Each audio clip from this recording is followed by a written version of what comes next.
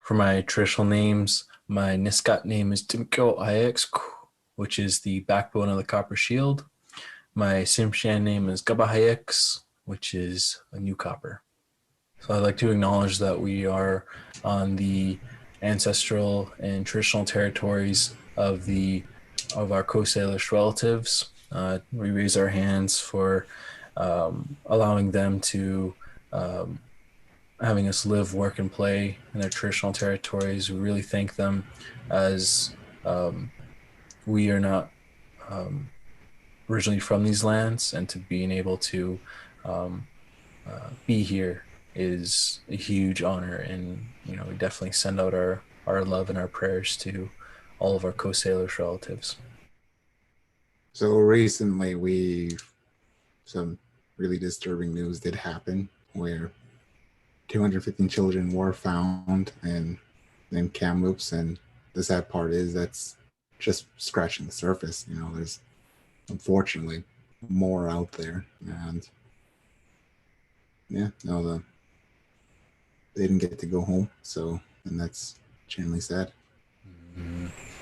And our hearts go out to all those families, all those children that couldn't make it home, and just to know that it's definitely heavy on our hearts. Definitely sending our honor to those who couldn't be here today. Yeah, for those who are lost, those who are forgotten, you're not lost, you're not forgotten. We're honoring your sacrifice, and we're showing that we are still here.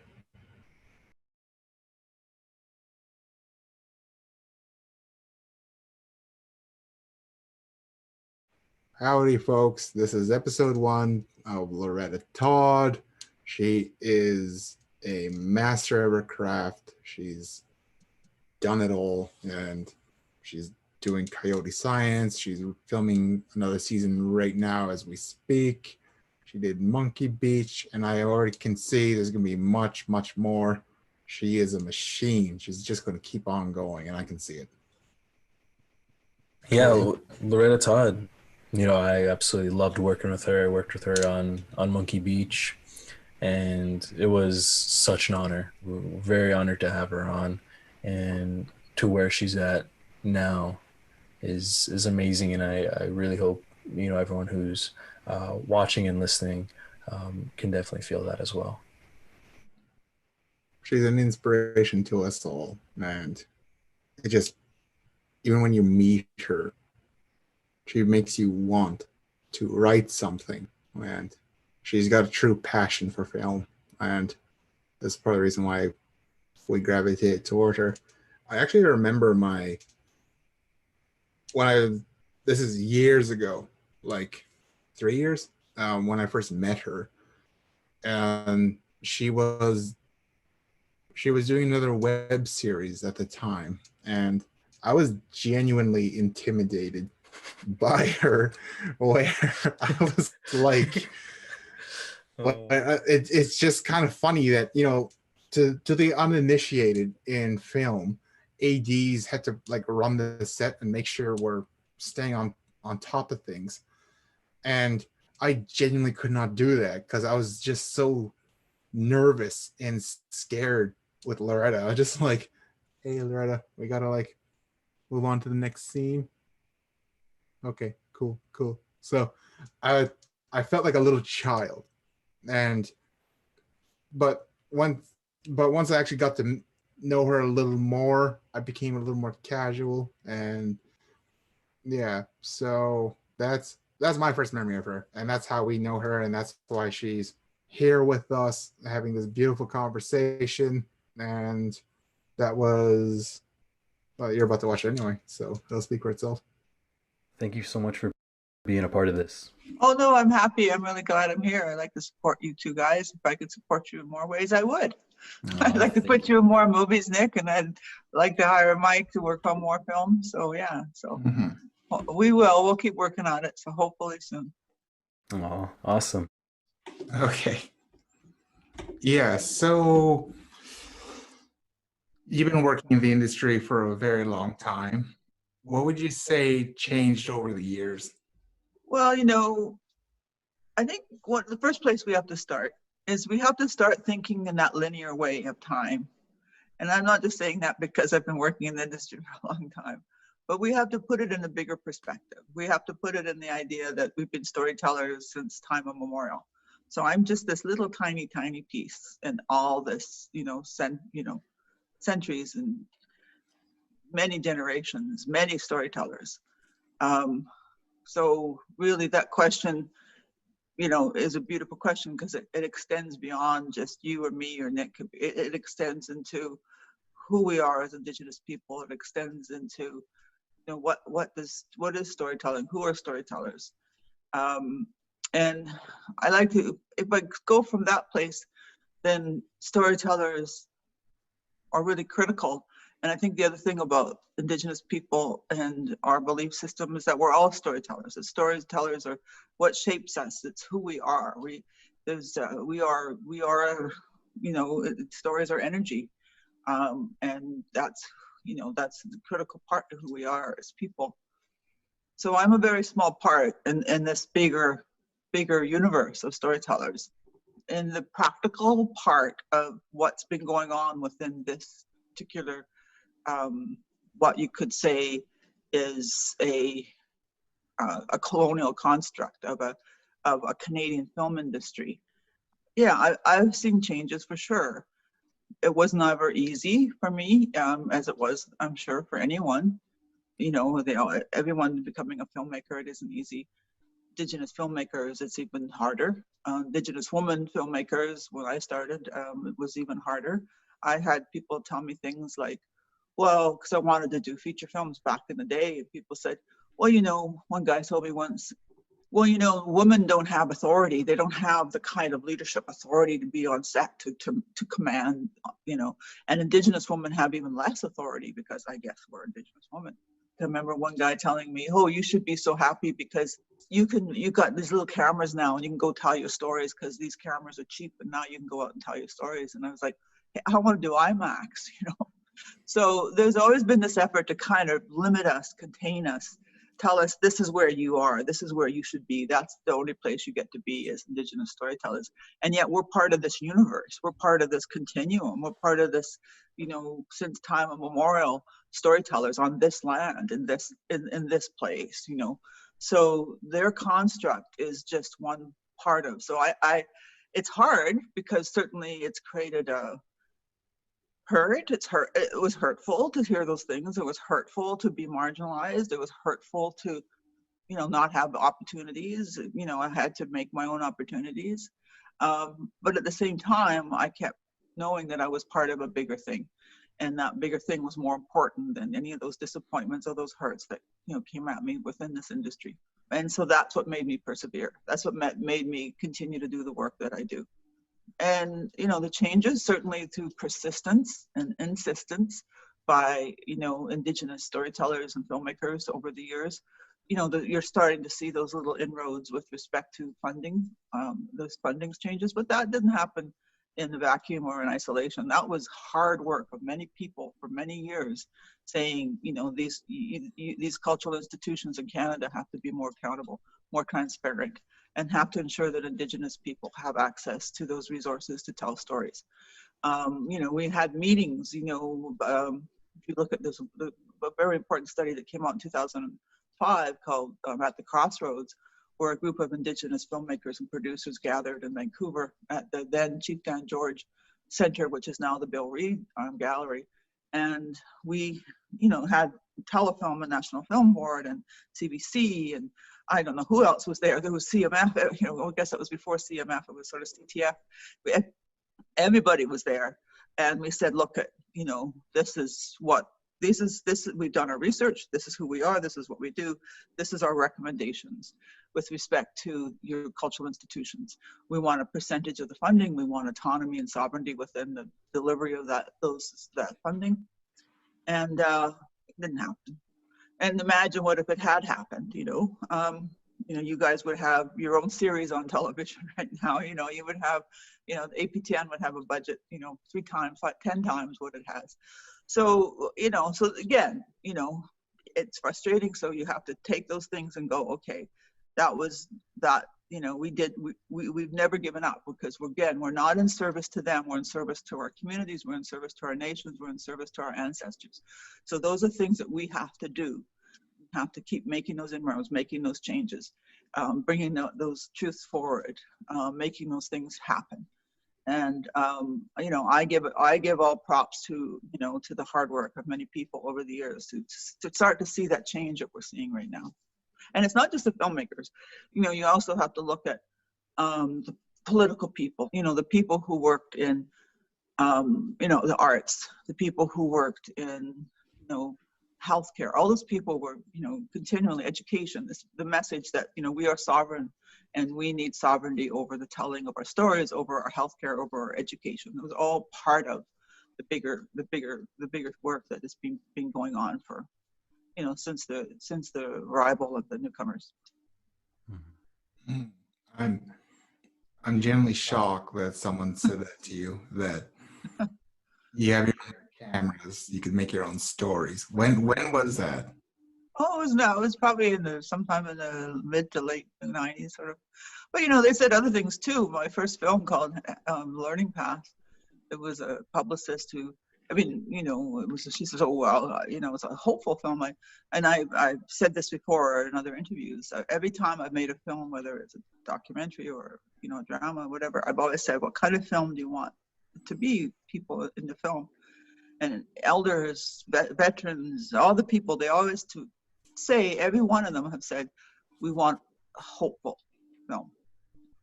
And so I made a hopeful film. My first film was a hopeful film, and Learning Path. And I was just out of film school. I was a kid. I had to make it, and we shot in the coldest winter in Alberta in 10 years or 20 years or whatever. So, you know, we worked really hard. We had to basically, I was hired November 30th or November 1st or whatever, and we were shooting in January. But anyways, after that, I was being taken around by a publicist for the National Film Board, and she was a hired publicist. I don't think she worked for the film board. And we're waiting for an interview, and she says to me, oh, well, you know, but that's not the way it really is in your communities. And I went, what? She said, well, you know, it's not hopeful. It's all tragic. It's all just, you know, I mean, I don't know why, you know, telling a story of hope, you know. So there's all these kind of humiliations that, you know, I've encountered. But, you know, the thing is, it's not even though it's hurtful and it's hard not to take it personally, it's really not about me. It's about their ignorance. It's about the fact that they still continue to want to define us. And that's why we have to be persistent and have the energy to, you know, to honor our ancestors and honor the storytellers. Mm-hmm. I could tell you many stories. Yeah, so with Monkey Beach, you know, that was an amazing experience. What was it like adapting a novel into a feature-length film? Well, it was a long journey, as you know. It took me over 15 years to make that film. Again, speaks to, you know, to the fact that, you know, things haven't always been easy. And it wasn't just the first time. We were trying to make feature films back in the late 90s. You know, different people asked me to direct their scripts. I was writing scripts. You know, it's not like we weren't trying, you know, it was just like, oh, well, you know, it's not your time yet, you know, I guess. I don't know. They still didn't think that this, you know, this thing that they hold so dearly was available to us. So, you know, we had to persist and keep doing the work that we did. But so it wasn't easy. I knocked on every door. You know, I went everywhere. You know, I was, you know, fortunate to have, you know, the development support for Monkey Beach. I worked with Jeff Fair in the beginning, who's a great guy. You know, met a lot of amazing people. Was so fortunate to be able to be, you know, that he didn't even agree to let me option it and turn it into a feature film. I mean, who was I, you know? So it was a great honor. And but by that, it was important for me to really live up to that honor. But it's a book. It's a book that has, you know, many pages and many stories and many threads. And how do you take, you know, that and turn it into a feature film. I actually did take it to CBC at one point back in the day, not that long ago, maybe 2010, 2012, somewhere in there, to see if they would fund it as a mini series, a limited series. It would have been great because there was so many parts of the story that I had to leave out, and those are heartbreaking. There's so many threads of characters in the book that were really important to explore. There's many places that we didn't get to go, like the Kitlope. The Kitlope's amazing. There were times when the script was 140 pages, 150 pages, and I was happy. I would have loved to have been able to do that. So I had to think about that, and I had to keep editing and streamlining and so on. But it was a heartbreak. It certainly was a heartbreak because there were so many parts of the story, so many parts of the characters, so many beautiful scenes that I had to basically eventually just let go of. But I tried to stay within the idea,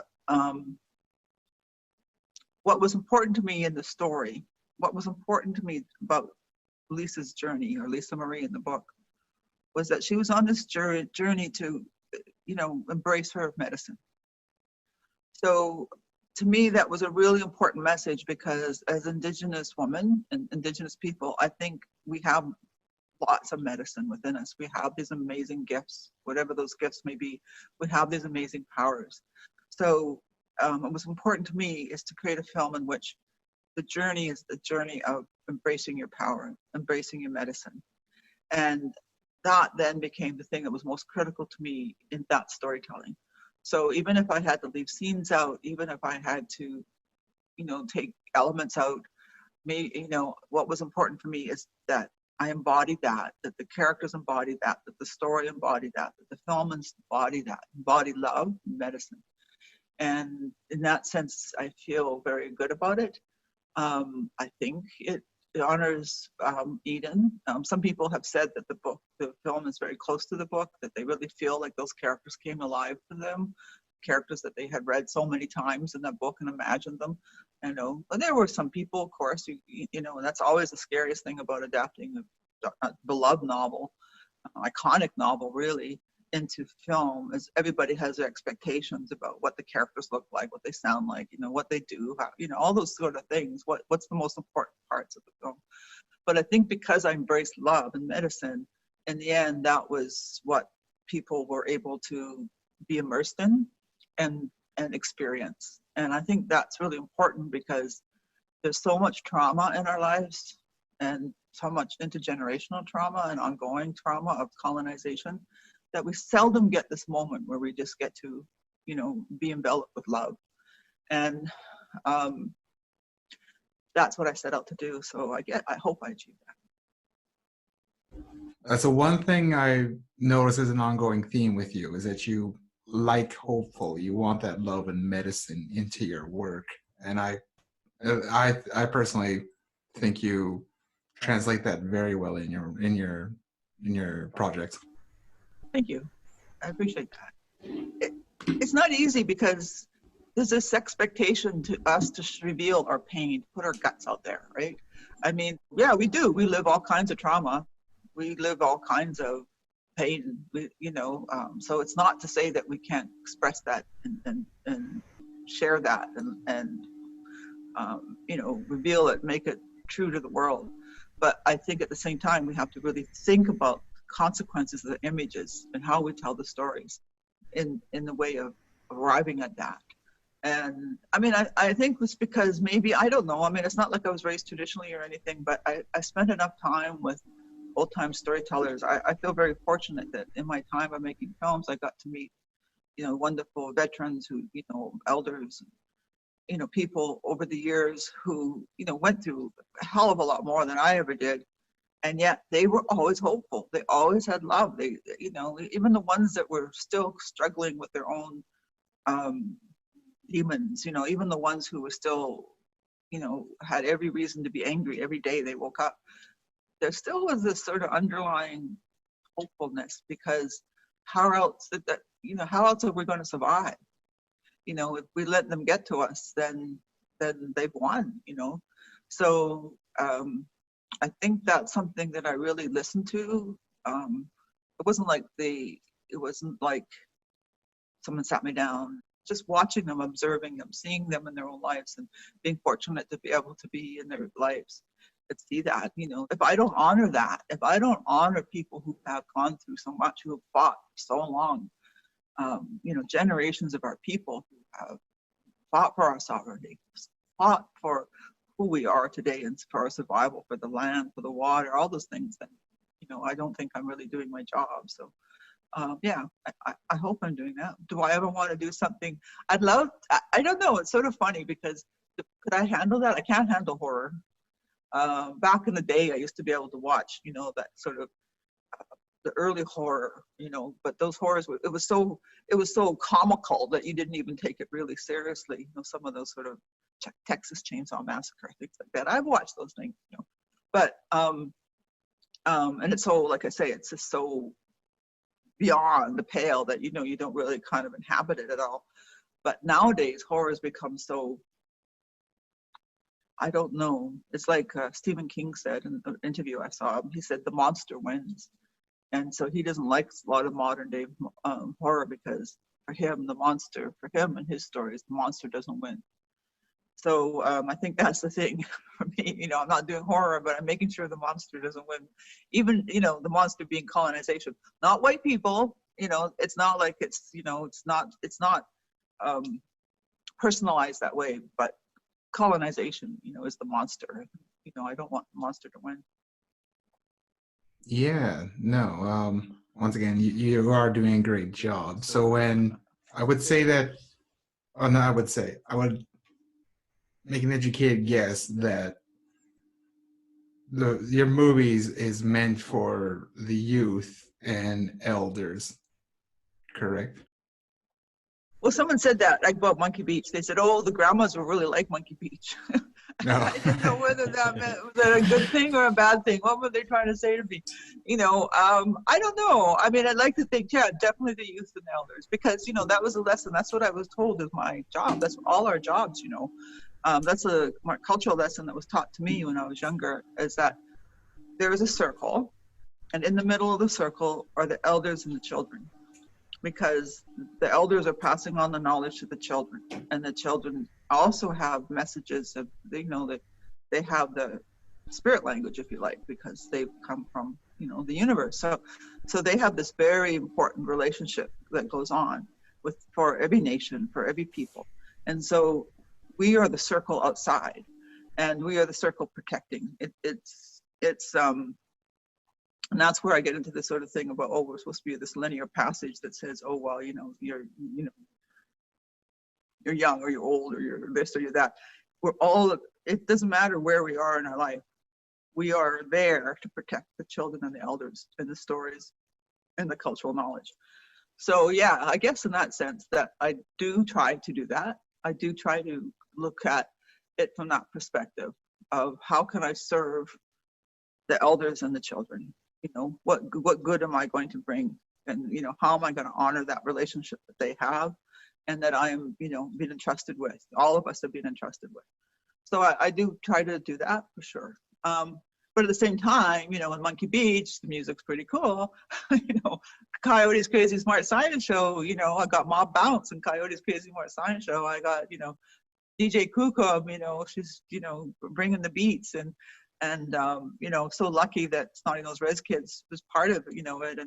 And, going back to my first children's series, Nahia Waitin, Oz 12 did the music, so I was 4 to 6 year olds, but it was hip, it was cool, I was, so I'm always kind of weaving that sort of many generations together, children and youth and adults and elders all together, because that's the life that we have to live, So yeah, so I think, and then I like to think, I deliberately in Monkey Beach chose a cast that I thought was very, everyone's stunningly beautiful, but I mean, so there was a kind of I was thinking about the commerciality of it, that, it would look really good on camera, it would look really good on the screen, to honor the amazing people like Nick, Grace Dove, and all the beautiful people who were part of the film. And it's not just physical beauty, but it's the it's the internal beauty, to bring that to the world was really important. So yeah, I'd like to think I'm speaking to many generations. It helps show that to not only the youth out there, but to all Indigenous viewers who are watching, that they're seeing their own people, they're hearing their own people, and that's quite empowering. So I really raise my hands up to you for that, for the amazing, beautiful work that you're continuously doing. Well, thank you. Yeah, I appreciate that. Okay, so any other questions? Unfortunately, that's all the time we have. Okay, all right. Well, thank you so Yeah. much. I really value your time. I hope this is helpful to your listeners. Happy to, go into depth if you want to do another session sometime. Oh, absolutely. So many things to talk about. I'd be happy to do that. And I really value the work you guys are doing, and hope soon we can work together again, both of you.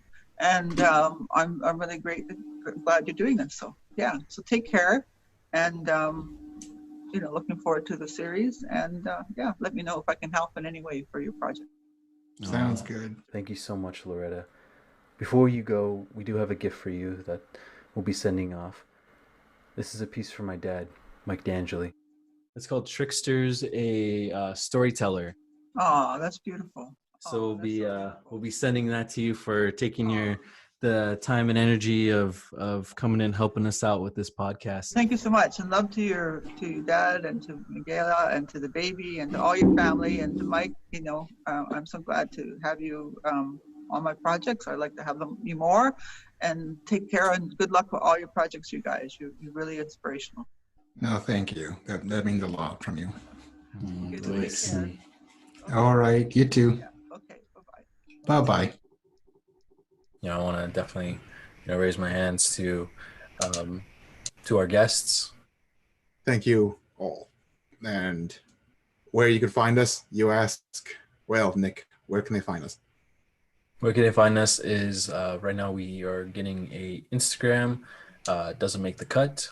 You can find our YouTube page over on YouTube at Doesn't Make the Cut.